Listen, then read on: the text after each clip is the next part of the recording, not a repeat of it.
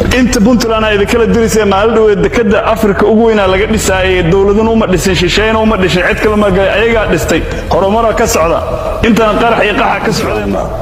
waxyaabo yar yar oo aan runtii aan ku arkay in ay ka sarreeyaan Soomaalida kale iyo markasta muujiyaan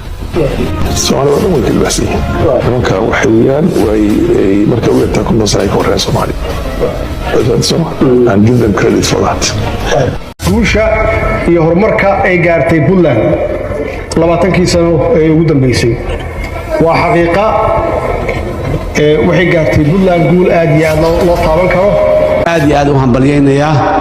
dadaalka iyo wanaaga dawladda Puntland iyo dadka reer Puntland ba ay muujiyeen reer Puntland from 60kii markii xorriyadda la qaatay hormuudka dawlad iska iyo ummadnimada dadka Soomaaliyeed waa deegaanka